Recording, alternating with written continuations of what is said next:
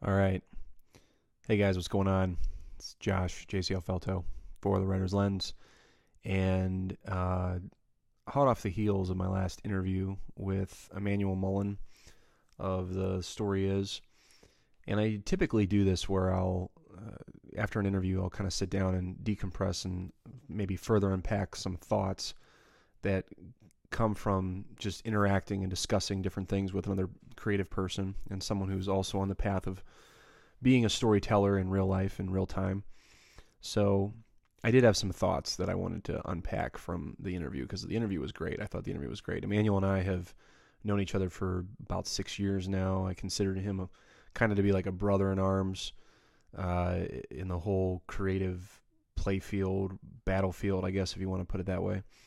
And he brought up some really interesting points that I thought were worthy of just further unpacking and kind of pulling out a bit and talking a little bit further in as far as it relates to telling story and doing things that you are creatively inclined to want to do and may have big plans for. Or maybe you think, this is something that interests me and I want to do it for money. Like I want to do it for money's sake. So Emmanuel, obviously, having his own business, doing a video production, is one of those examples where, yeah, you can make it happen. But is he more the exception than the norm? I think is also a really good question to ask. So, and I'm doing a video on this for the first time in a while because I just kind of felt like doing a video portion with the discussion was appropriate, I guess. So let's just dive in here. I had three major things I wanted to touch on, and the first of which was just that exact topic about making money off your creative pursuits. Emmanuel made a good point there, and I shared this earlier, but he was talking about how as a creative person, there's just a lot of things that you might do that you are interested in that might be a hobby. Let's say you make, I don't know, you could crochet perhaps, or you could knit, or you could make lamps out of something, okay? I don't know. I'm just kind of spitballing things, but you don't necessarily have to turn that into a business endeavor. And Emmanuel made a good point where he said, I feel like there's a lot of cultural pressure that is faced whenever you have something like that you suddenly have to take hold of it and go, well, how can I make money off this now? Is there a way that I could push this into the masses and make some money, make some cash? And that tends to be the wrong mindset to have because, well, for a couple reasons. I mean, number one, very rarely do a lot of creative pursuits end up paying the bills. I mean, I think the creative field is it's not a muddied place to be in, but it's extremely difficult to get noticed.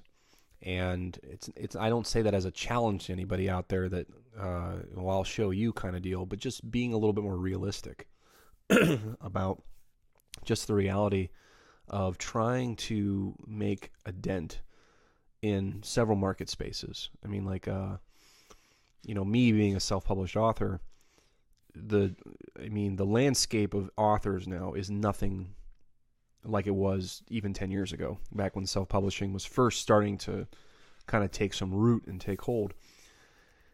And today, now 10 years to the day, I think 2008 was the first year that there was actual more self-published titles than there were published titles. I mean, I might have to fact check myself on that. But the reality is it's that much harder now to stand out. I mean, it's that much more difficult to be someone that can speak out among all the different voices out there in the creative field. So that was the first thing, and to have kind of a reasonable expectation, because usually when someone does something nice like that, I mean, just because your mom or your aunt or your uncle or your grandma says, "Oh, you really make some really cool cheesecakes," or something like that, like immediately, a light bulb goes off. Oh, I can make cheesecakes for a living. I can do this right out of my house. It's a great idea. I should do it. And I think that's not the right mindset to have right off the bat.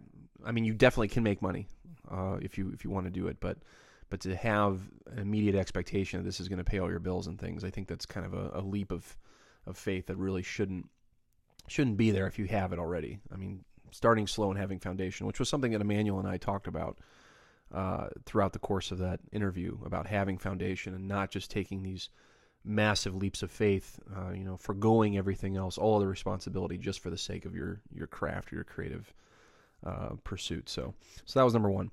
Number two that I wanted to discuss is this idea of you're going to have the most fun doing whatever it is creatively in the beginning stages, like when you're not getting paid for it, essentially. So this is kind of piggybacking off of what I was just talking about.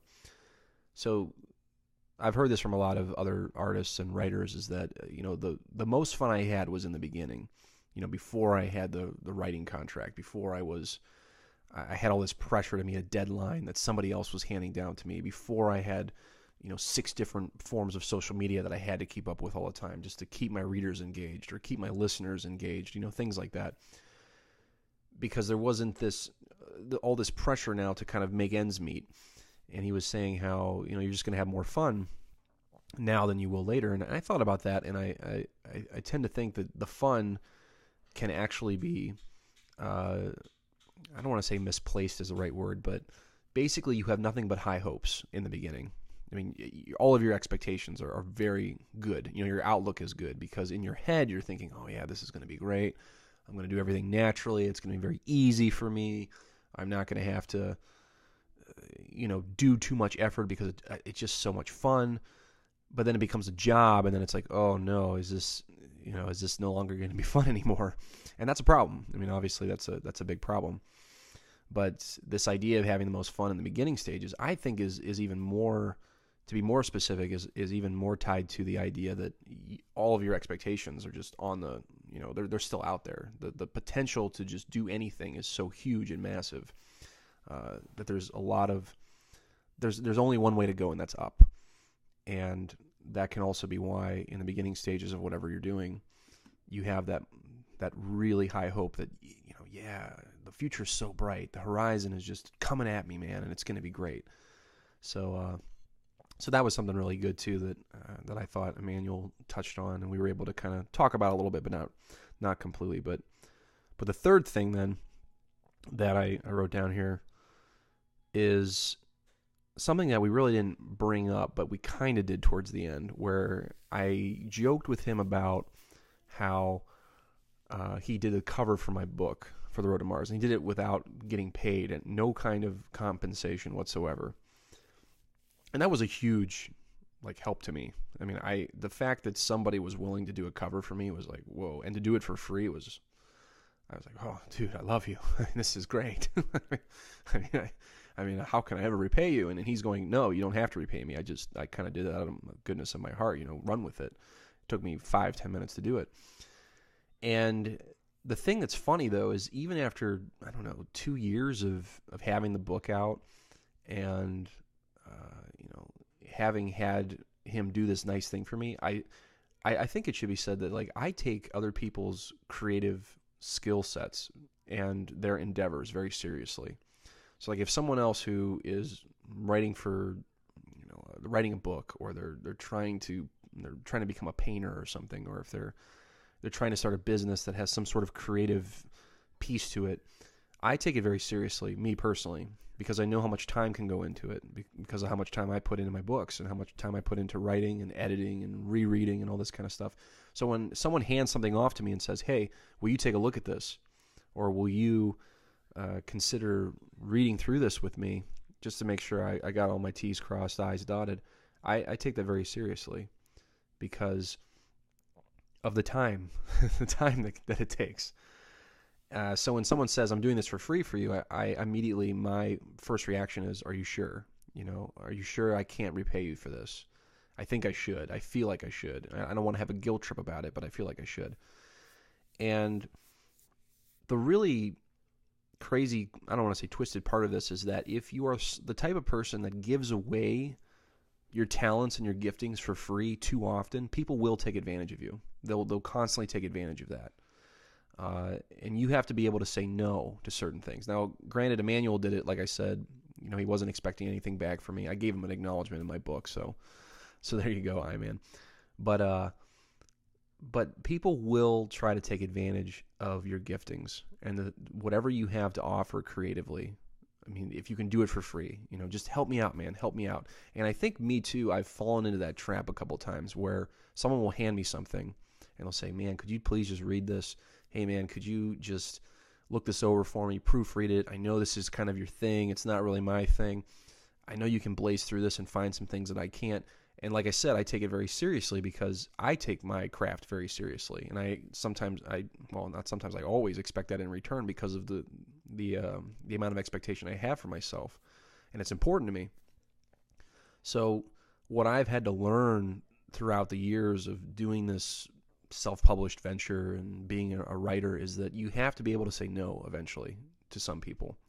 And it's not because you don't like them, and it's not because you don't appreciate their craft or you don't agree with, I guess you can disagree with their craft, but you can't view it as being mean.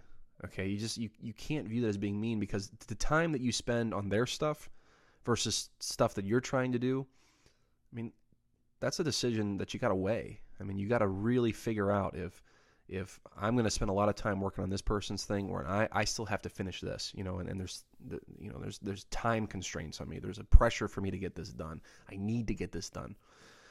So I guess in closing, I've just had to learn how to be a bit more discerning about saying no to certain things and not letting other people take advantage of that, because it's important that you don't get taken advantage of. And the internet is an amazing place. It's a fascinating place. You can connect with authors and aspiring artists and sculptors and just architects and all kinds of entrepreneurs out there.